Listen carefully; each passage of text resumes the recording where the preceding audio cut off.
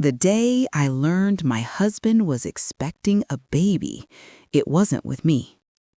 That was the sentence that echoed in my mind as I stood in the kitchen, fingers trembling around a mug of cooling tea.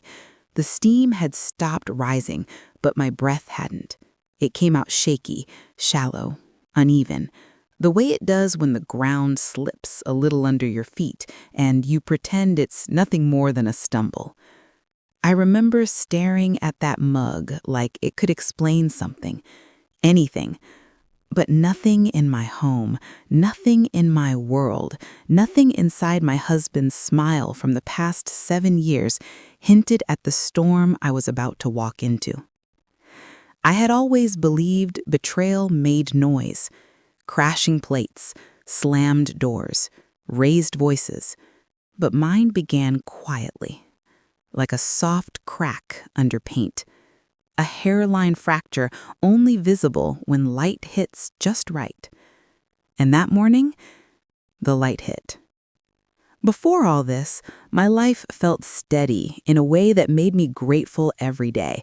Not perfect, just warm, real, the kind of quiet comfort you settle into when you finally think you've chosen well.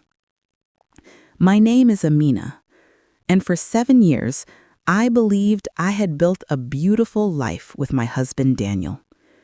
We lived in a small, sunlit home on the outskirts of the city, nothing extravagant, just cozy. I filled it with plants I'd talked to more than I care to admit. He filled it with books he never finished, but insisted he would someday. Our kitchen smelled like cinnamon every Sunday because he loved French toast, and he always insisted on making breakfast even when I offered. He would laugh, wipe flour on his shirt, and say, "Let me take care of my girl sometimes." My girl. Those words used to mean something. I worked as a children's speech therapist at a community clinic. Daniel worked in software.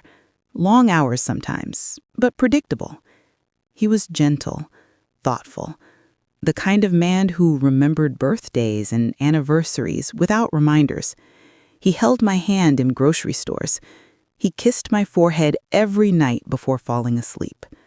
Our families liked each other. Our friends called us stable. And even though we had been trying for a baby for 2 years with no success, he was always reassuring. "It'll happen when it's meant to happen, love. We're okay. We're enough." I believed him. I believed every word. Our marriage wasn't flashy, but it felt strong in the quiet, everyday ways that matter. The way he tucked my hair behind my ear when I was reading, the way I ironed his shirts before work, the way he texted me just to ask if I'd eaten lunch, the way we shared jokes nobody else understood. We had routines, the kind that form slowly, accidentally, until they feel like bones under skin. Back then, I thought I had everything I ever prayed for, until the first crack appeared. It started with something small, so small that even now I'm embarrassed I didn't see more. It was a Tuesday evening, rain tapping gently at the windows, the kind of night that makes you crave soup and soft blankets. I was in the kitchen reheating leftovers when Daniel called out, "Babe, I'll be home a little late. The deployment is acting up. Gotta fix some bugs before the client loses his mind." Nothing unusual. His project had been stressful for weeks. But just as I opened my mouth to respond, I heard another sound in the background, a laugh, a woman's laugh, bright, soft, close to the phone. I froze. It wasn't the kind of laugh you'd hear from a coworker passing by. It wasn't office chatter. It was intimate, warm, like she was laughing into his shoulder. "Everything okay?" I asked, trying to keep my voice from tightening. Yeah, he said quickly. "Just the guys are messing around. Anyway, don't wait up if it gets late." The guys. Funny. I'd never heard any of his coworkers sound like that. Still, I let it go. I shouldn't have. But marriages are built on 1,000 moments of trust, and sometimes we extend trust, even when our stomach twists a little. Later that night, Daniel came home smelling different. Not like his usual cologne, not like rain. Something sweeter. Something unfamiliar. He kissed my cheek, murmured that he was exhausted, and headed straight for the shower. When he came to bed, he held me like normal, strong arms wrapped around my waist, slow breathing against my neck. But something in his hold felt distracted, hollow, like his mind was somewhere else, with someone else. Of course, I said nothing. Of course, I told myself I was imagining things. That's what women do sometimes. We dim our instincts so the people we love don't have to face their shadows. Days passed, weeks even. Each time, little things felt slightly off. He guarded his phone more. He worked late more. He seemed tired, withdrawn, softer in places he used to be firm. At night, I'd hear him sigh heavily before falling asleep. Not the sigh of a tired man, but a troubled one. I asked him once, gently, if everything was all right. He smiled, that soft, reassuring smile I had fallen in love with, and said, "Just stress, babe. I'm okay." I kissed him, rested my head on his chest, and whispered, "I'm here. You can tell me anything." He kissed the top of my head, but said nothing. That silence. In hindsight, that silence was a confession, all on its own. One afternoon, after a long day at the clinic, I stopped by a small coffee shop near Daniel's office to surprise him. I'd done it before. He always hugged me tight, kissed my forehead, bragged to his coworkers that his wife brought him coffee. But that day, when I walked in carrying his favorite caramel latte, he wasn't at his desk. His coworker James looked up, startled, to see me. "Oh, hey, Amina. Didn't know you were coming." Wanted to surprise him. "Is he in a meeting?" He hesitated. Just a second, but a second too long. He left early today." Left early? That didn't make sense. He told me he'd be working late. My hands tightened around the coffee cup. "Do you know where he went?" James swallowed, looked at me, looked at the floor. "Sorry, I really don't know." But he did know. I could feel it in the air, thick, uneasy, pierced with the kind of tension people feel when they're holding a secret that isn't theirs. I left the office with a cold, sinking feeling in my stomach. When I stepped outside, the city felt louder. Cars honking, wind brushing past my ears, my heartbeat thudding beneath everything like a warning drum. I stood on the sidewalk, holding a cooling cup of coffee, realizing something I hadn't wanted to face. Whatever my husband was hiding, I wasn't imagining it. Something was happening, and I was about to find it. I didn't go straight home. Something in my chest wouldn't let me. It felt like a hand gripping my sternum, urging me to turn, to follow, to see what I'd been too afraid to see before. Daniel didn't leave early. He didn't go to a meeting. He didn't need space. He was somewhere he didn't want me to know about. So instead of heading toward our neighborhood, I walked slowly to the side of the building where the employee parking lot was. His car wasn't there. That confirmed it. He had left, and he hadn't told me where. I stood there for a moment, rain misting lightly across my cheeks. It felt cold, but it grounded me, helped me breathe, helped me think. I pulled out my phone and did something I had never done before in our marriage. I checked his location. Not because I'd ever needed to, but because we had shared it years ago for emergencies. We had laughed about it, actually. He joked, "Now you can always find me when I run off with a circus." Back then, the idea of Daniel betraying me seemed impossible. Now, the blinking dot on the map made me feel sick. He wasn't at work. He wasn't anywhere near the office. He was in a residential neighborhood 20 minutes away, a quiet, tree-lined street I had never been to. My heart hammered in my chest, loud enough that I could hear the pulse in my ears. I didn't make a plan. I didn't think.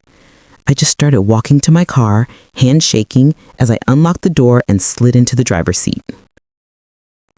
The drive was a blur of red lights and anxious breaths. Every scenario raced through my mind. Maybe he was visiting an old friend. Maybe he was helping someone. Maybe this was all in my head. But deep down, under every hopeful lie I told myself, I knew. This wasn't nothing. This was something. Something that was about to split my life into before and after. The neighborhood was beautiful. Clean sidewalks, trimmed hedges, big porches with hanging flower baskets. The kind of place young families dream about. The blinking dot on my phone led me to a small blue house with white shutters and a rocking chair on the porch. Soft yellow light glowed through the curtains. Daniel's car was parked right in front. I parked farther down the road, hands gripping the steering wheel so tight my knuckles went white. My throat felt tight, my stomach churned, my breath came in short, shallow bursts. I didn't get out. I just watched. And that's when the door opened. Daniel stepped out first, wearing the same shirt he'd left home in that morning. His hair was slightly messy, like someone had been running fingers through it. Then she stepped out behind him. A woman. Tall. Pretty. Familiar in a way that made my heart stumble. Like a face you recognize from a picture someone once showed you. Her hair was tied in a loose bun. She wore a soft beige sweater that hung comfortably over her frame. And resting on her stomach was a small but unmistakable bump. Pregnant. Very pregnant. Daniel turned toward her and said something I couldn't hear. But I saw the smile on her face, warm, tender, intimate. Then he reached out and touched her belly. Gently, lovingly. Like it was the most natural thing in the world for him to do. I felt something inside me snap, quiet, sharp, irreversible. My first instinct wasn't to cry. It was to go numb. Completely, utterly numb. I watched as she leaned into him, resting her head lightly against his shoulder. He wrapped an arm around her, holding her close. My husband, holding another woman, holding the baby she carried. A baby that couldn't be more than 6 or 7 months along. A baby he created while I lay in our home praying for 2 pink lines. A wave of dizziness washed over me, and I sank lower in my seat, afraid they might see me. My chest ached with a pain I didn't know the human body could feel without breaking apart. My vision blurred, my lips trembled, my nails dug into my palms until they hurt. I wanted to scream, I wanted to run, I wanted to disappear. But I did none of those things. I just watched. Frozen in place, heart cracking like brittle glass. They talked outside for a few minutes, close, familiar, like they'd done it 1,000 times, like this was normal for them. Normal, routine, ordinary. Everything my life with him had been. But now in a different house, with a different woman. After a few minutes, he kissed her forehead, the same tender gesture he used to give me every night. I felt my stomach drop to my knees. She smiled up at him with a softness that made me feel physically ill. He held her a moment longer, then whispered something in her ear that made her laugh. That laugh, the same one I heard on the phone. I couldn't breathe. I opened my car door, leaned out, and sucked in deep breaths of cold night air just to keep from fainting. When I looked up again, the woman was slowly lowering herself into a rocking chair on the porch, one hand on her back, the other on her belly. Daniel stood there watching her with that same look he used to give me, the look of a man who saw his future in someone else. Then he turned, walked down the steps, and headed toward his car. Panic jolted through me. If he drove past, he'd see me. He'd know I followed him. I ducked low in my seat, heart pounding so hard I thought it might crack a rib. He got in his car. He turned the engine on. He pulled away, and he drove right past me. I stayed hidden, head down, holding my breath until the sound of his engine faded into the night. Only then did I lift my head, eyes burning, breath trembling. The house was quiet again. The woman, his second wife, though I didn't know it yet, rocked slowly on the porch, one hand resting protectively over her stomach. And that's when the truth finally sank in. This wasn't just an affair. It was a life, a secret life. My husband wasn't cheating on me. He was married to her, living with her, expecting a child with her. And I had no idea until now. My hands finally gave out, and the cup holder caught my water bottle as it toppled. A tiny, insignificant sound in the middle of the biggest silence of my life. I didn't cry. Not yet. Cry is too small a word for that kind of breaking. I started the car. I pulled away from the curb. And as I drove into the night, I whispered to myself, not in fear, but in disbelief, what has he done to me? I don't remember the drive home. I must have stopped at lights, merged into traffic, taken the right turns, but none of it stayed with me. My hands moved on the wheel out of habit, while the rest of me sat in the fog so thick it felt like the world had been dipped in silence. When I finally pulled into our driveway, I sat there for a long time. Engine off, lights off, just breathing in and out. Slow, mechanical. As if reminding myself that air still existed, that lungs still worked, that I was still here, even though some part of me had just died in the front seat of my car. Inside the house, everything looked ordinary. The shoes by the door, the throw blanket on the sofa, the half-done jigsaw puzzle on the coffee table we promised to finish together. Everything in the house still believed in us. But I no longer did. My phone buzzed. A message from Daniel. Heading home. Want anything? My stomach twisted. I stared at the message until the words blurred. Heading home. Home. Where I waited. Where his life with me lived like a ghost beside his other life. The one with her. I couldn't reply. I couldn't. Instead, I walked to the bathroom, splashed cold water on my face, and stared at myself in the mirror. My reflection didn't look like me. My eyes were hollow, my lips pale, my shoulders hunched like I was bracing for impact. And I was. Because in 20 minutes, the man who kissed another woman's pregnant belly would walk through my front door and try to be the man I thought he was. I sank on the edge of the bathtub, shaking. I didn't know if I wanted answers or if I wanted to pretend nothing had happened. I didn't know if I wanted to scream or hide or collapse into his arms out of sheer habit.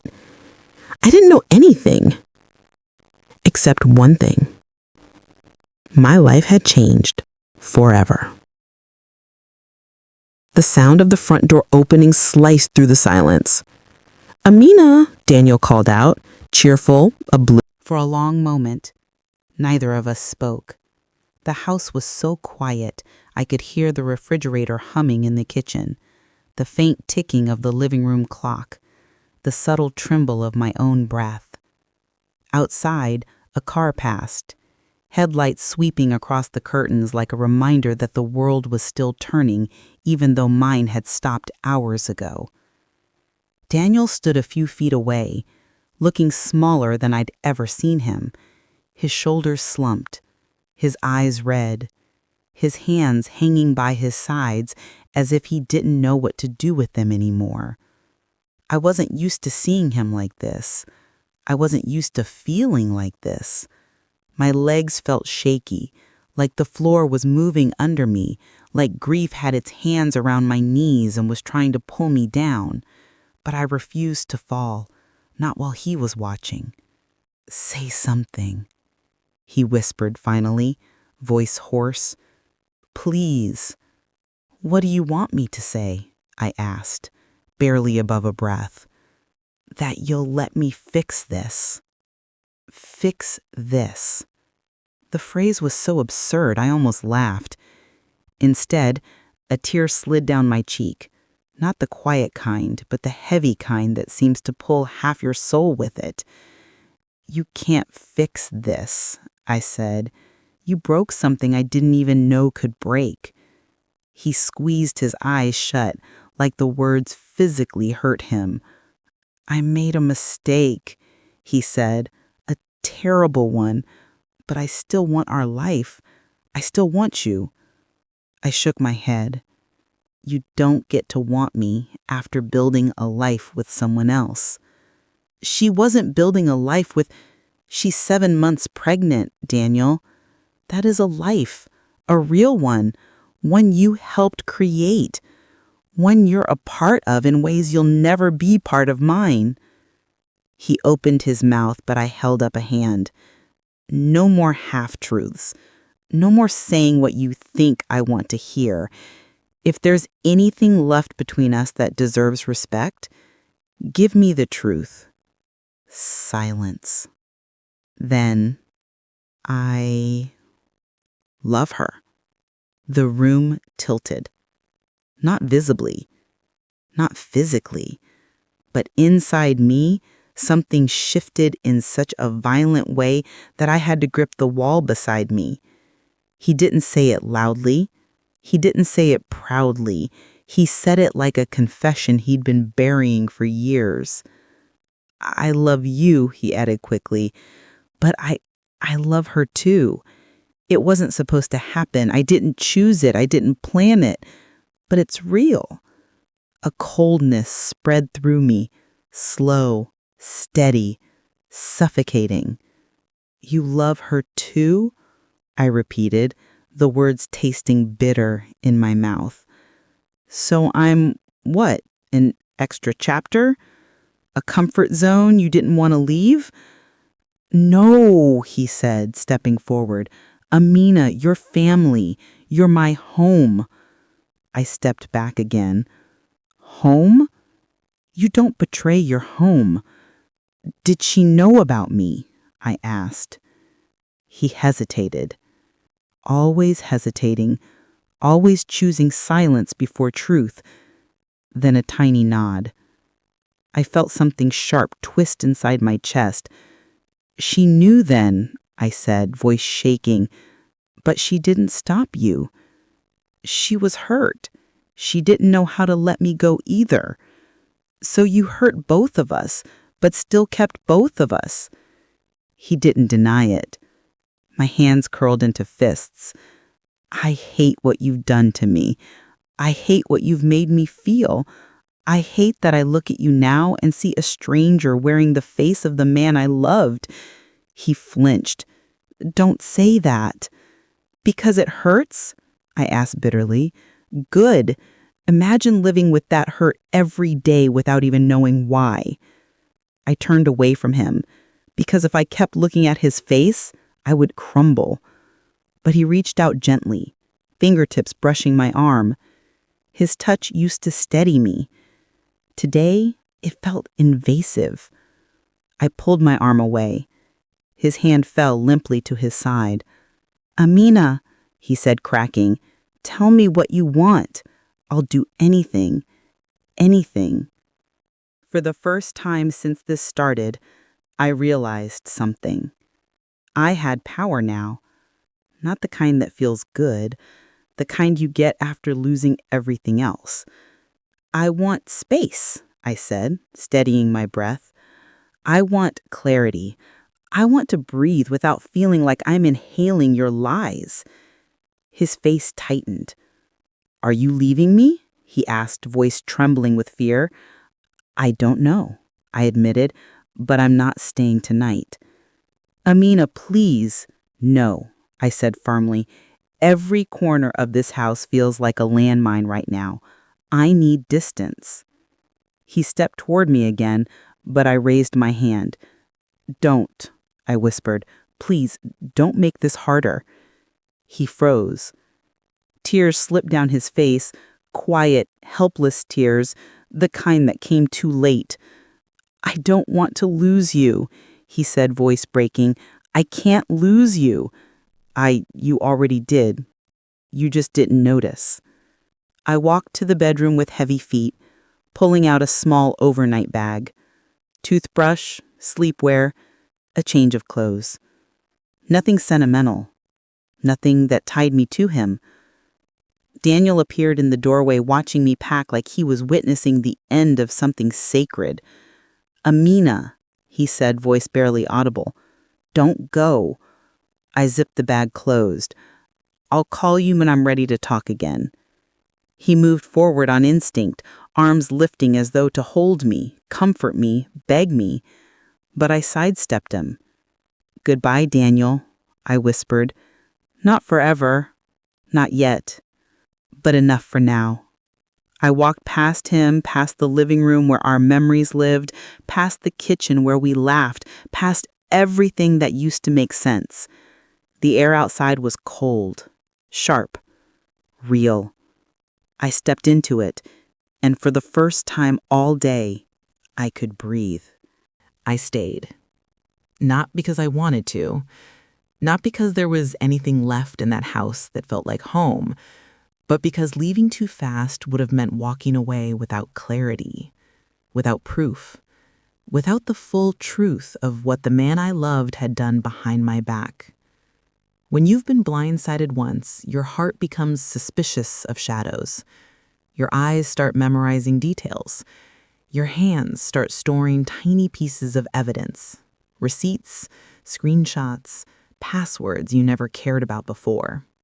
That night, after our confrontation, the entire house felt cold, like it was holding its breath. The silence between us wasn't peaceful. It was heavy, like dust settling after an explosion.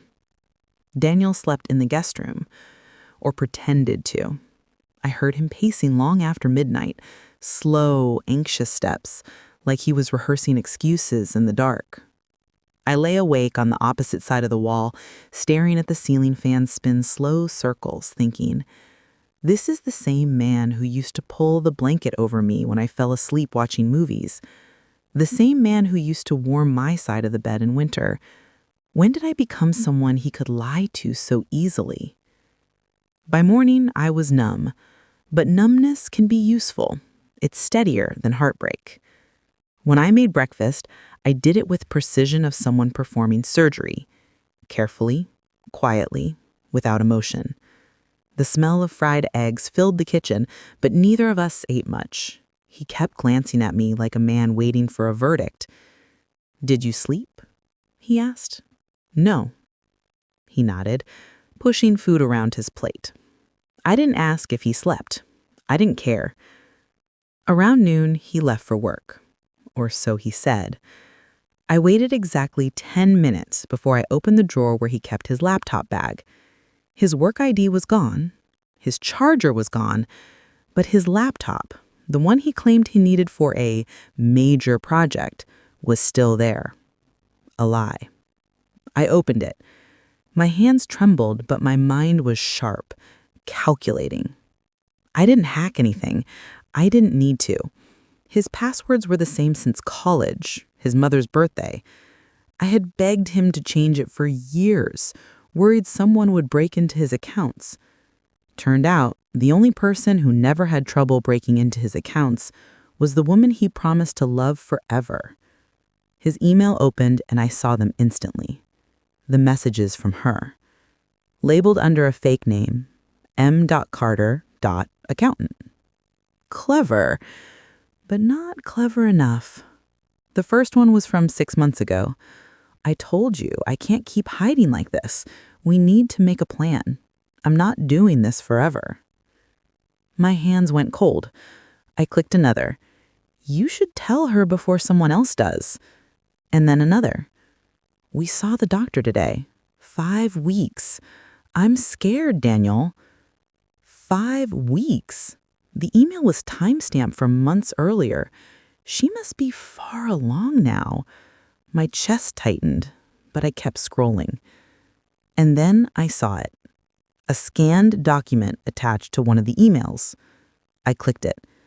My breath caught in my throat. It was a marriage certificate. His name, her name, a date that overlapped with our wedding anniversary trip last year, the day he told me he'd been stuck at a client meeting. My hands shook so hard I nearly dropped the laptop. I wanted to scream. I wanted to collapse on the floor, but instead, I took my phone and calmly photographed every message, every document, every date. Then I forwarded it all to a new email address I had created that morning, one with no trace to my name. He would not erase the truth. He would not twist the story. This time, I would not be the confused wife crying into her pillow while he gaslighted me into doubting my instincts. By late afternoon, the sun dipped into that warm amber color that usually made our living room glow, but today, it only reminded me that lies look different in daylight. He walked in around 5. I didn't look up from the couch. Home early? I asked, voice steady. He hesitated. Yeah, meeting ended sooner than expected. Lie number 11 of the day. He sat across from me, elbows on knees, hands clasped like a man preparing to beg for forgiveness he didn't deserve.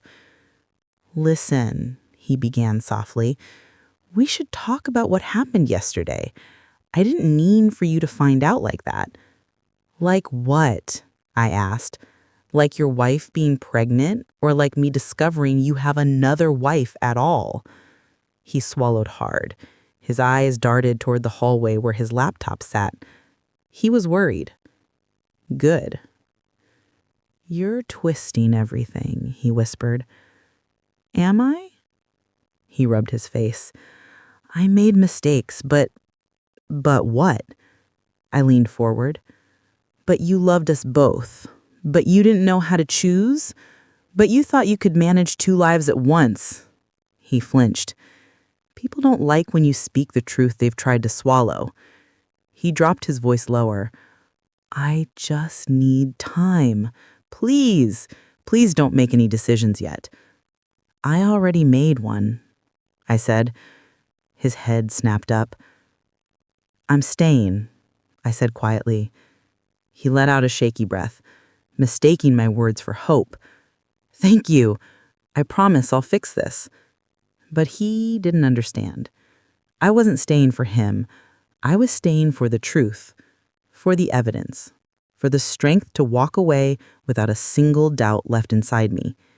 He leaned back, relieved. We can work through this. We can go to therapy. We'll see, I murmured. But inside, I already knew what I had to do. That night, After he fell asleep, or pretended to, I walked into the bathroom, locked the door, and opened my email.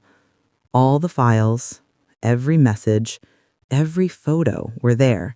Safe. Mine. Untouchable. And for the first time in weeks, I breathed without shaking. This wasn't the end. It was the moment before the storm breaks. The next few days were unbearable, but I stayed. I moved quietly through the house, careful to avoid his line of sight when I could, careful not to reveal that I already had proof of everything. Daniel didn't know I had seen his secret life. He didn't know I had the emails, the documents, the marriage certificate, and the scanned messages from Sophia. He walked around the house with that same false confidence, like nothing had changed, like he was still untouchable. But people make mistakes, and he made one that night. It started with dinner at my parents' house. Daniel and I had agreed to appear normal for the sake of family appearances. My parents had no idea what was happening, and I wasn't ready for them to know. I wanted them to see the man they trusted, the man I once trusted. We arrived, arms brushing awkwardly, silence filling the space between us as my mother fussed over the dishes. Everything seemed ordinary, almost reassuring. Then Daniel's phone buzzed. I noticed it immediately, lying on the table next to his wine glass. The screen lit up with a message from Sophia. I didn't need to read it. The preview said everything. Can't wait to see you tomorrow. Don't forget the doctor's appointment, baby's checkup. Daniel, distracted, thought no one saw. He didn't just glance at it. He answered out loud. Yeah, I'll see you tomorrow. The baby's fine. Don't worry. I'll bring the documents. Gotta make sure everything's ready. He laughed nervously as if this were a private joke. I froze. The entire dining room froze. My father's fork paused halfway to his mouth. My mother's hand trembled over her wine glass. My younger sister leaned forward, eyebrows knitting. Daniel looked up suddenly, noticing their expressions for the first time. What? He asked, voice high, too casual. My father cleared his throat. Who's the baby? The question hit Daniel like a thunderclap. He faltered, stammered, turned red. What? I could see the panic in his eyes, the carefully constructed double life, the lies he had spun so elegantly, beginning to unravel in real time. The baby? My mother said softly, her voice trembling.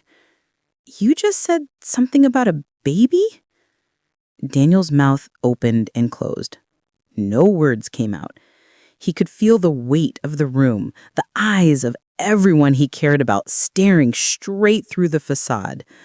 This is it, I thought. The moment where your world collapses without anyone having to touch it. Finally, he blurted, almost a whisper, It's nothing. I mean, it's, work. Work. I wanted to laugh or scream. I wasn't sure which emotion would get out first. My sister leaned forward, voice sharp. Daniel, you said the baby. Are you having a baby with someone else? He froze. The lie was heavy in his throat. And then, the moment that would stick with me forever, my father said, slow and steady. Daniel, this isn't a joke. Tell us the truth. Daniel's hands trembled as he set his fork down. He opened his mouth, closed it, opened again. I didn't need him to answer, because the damage was already done. The table was silent for a long, unbearable moment. Everyone could feel it, the shift in energy, the exposure of a life carefully hidden behind excuses, meetings, late nights, and whispered lies. Daniel finally muttered, It's complicated. The room didn't move. didn't speak, just waited.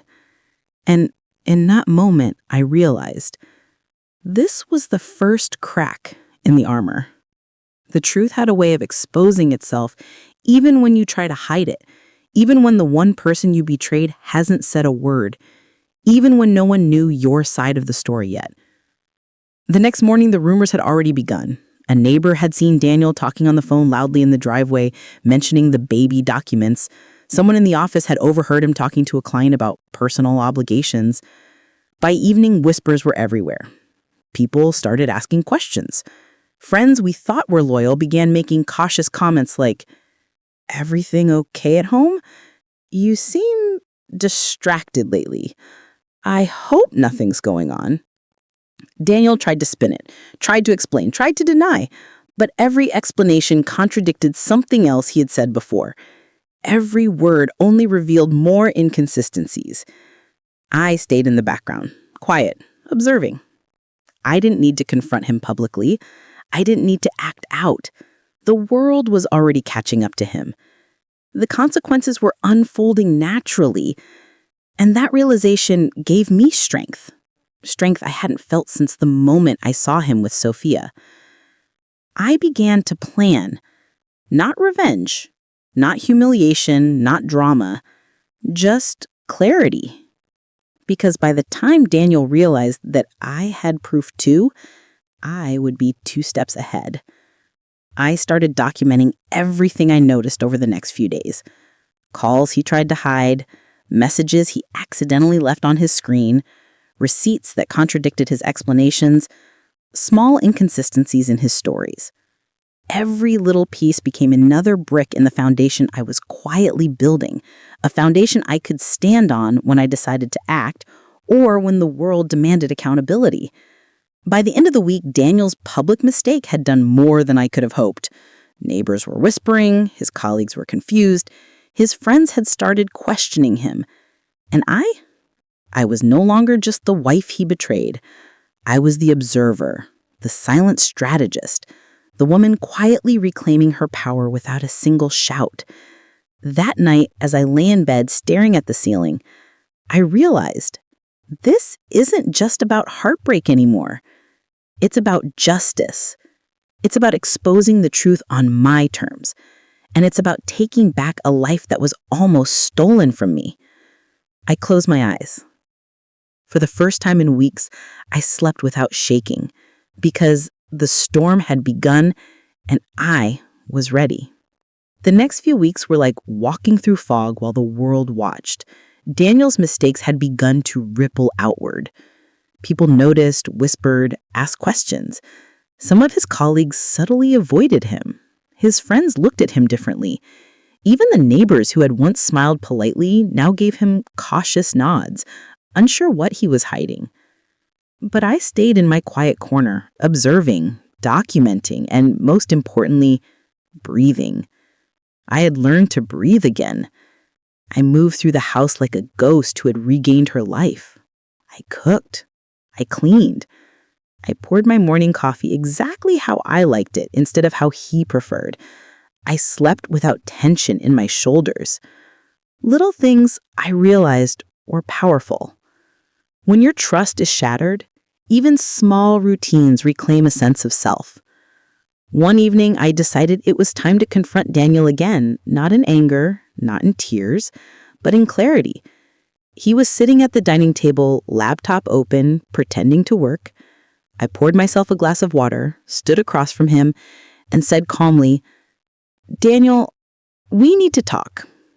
He looked up, hope flickering in his eyes. "I've had time to think," I continued. "I've seen everything, the emails, the marriage certificate, the messages, the baby plans. I've waited, I've watched, and I've realized something important." He leaned forward. "Amina, I can explain."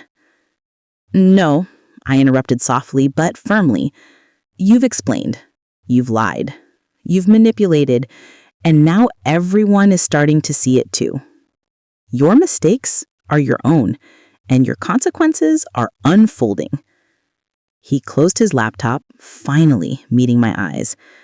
And me, he asked, voice shaking. What happens to us? I took a slow breath. You don't get to decide that anymore. I do. And I've decided. I let the words hang in the air heavy with meaning. That I need to heal. Alone for now. I can't trust you. Not yet. And I don't want to live my life wondering which version of you I'm getting every day. He nodded, his face pale, but there was nothing left for me to salvage in his eyes.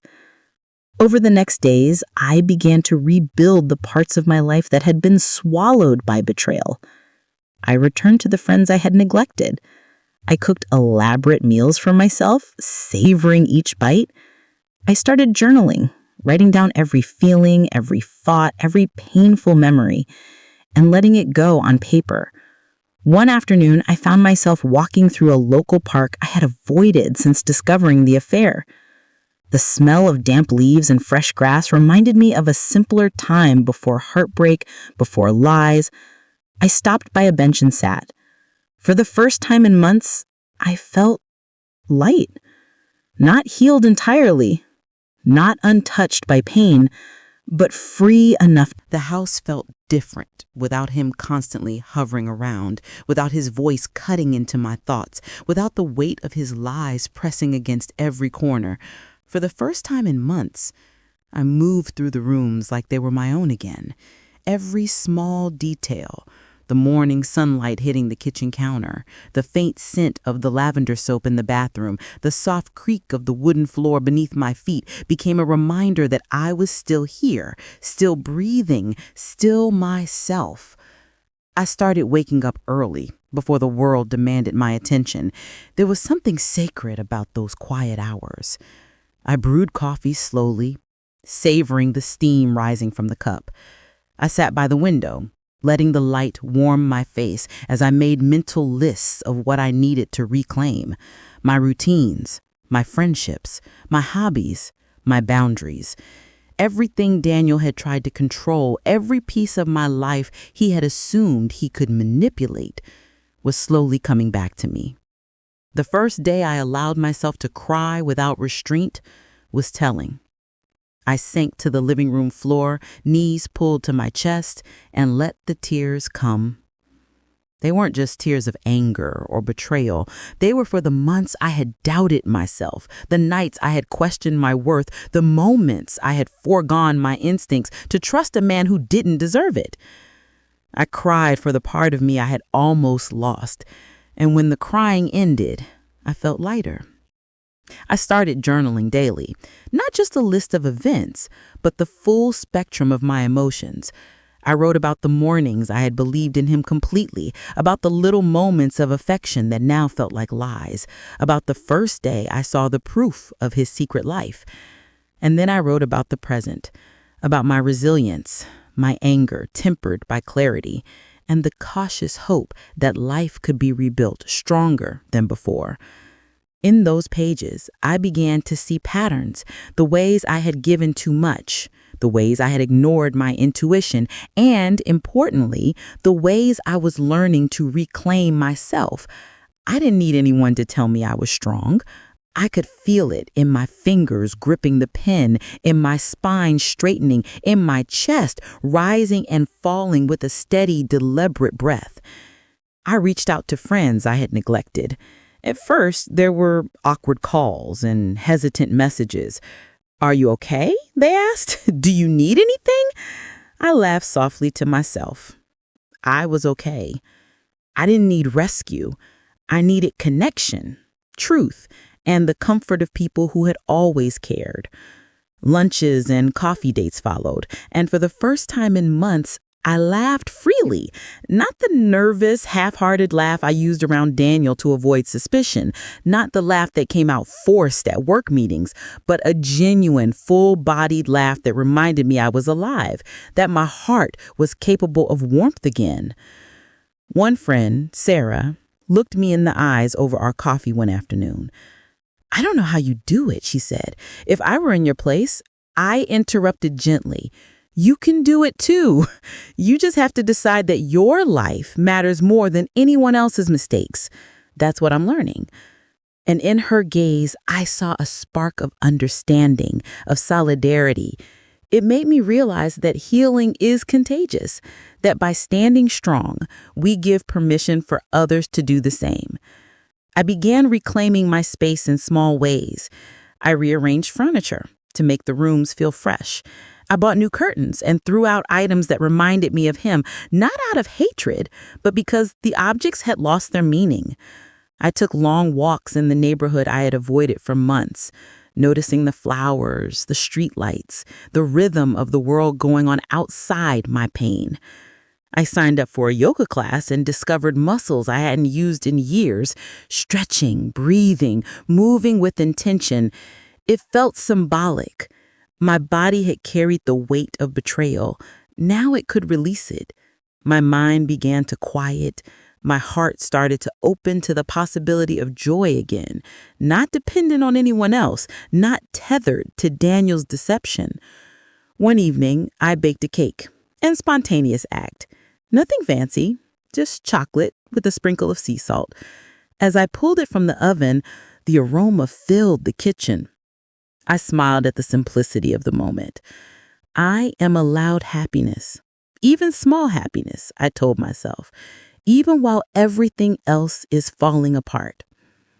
I knew eventually I would need to confront Daniel again, not in desperation, not to argue, but to assert my boundaries and make decisions about the future.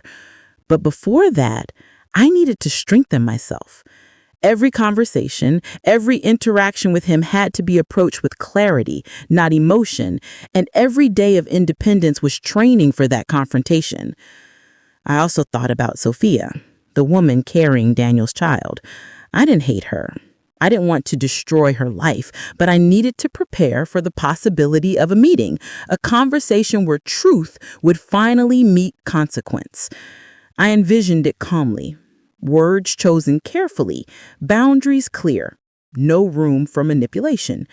This was the difference between reacting in pain and responding with power, between being swept away by heartbreak and reclaiming my life in quiet dignity. One evening, I sat on the balcony again, the same one I had claimed in part 7. The air smelled faintly of rain and earth. I looked at the stars, tiny points of light in the vast dark sky, and I realized something profound. Even when the world feels broken, small sparks of light remain. Even when people betray, even when love fractures, life itself persists. I could rebuild. I could heal. I could love again. Not recklessly, not without discernment, but fully and honestly.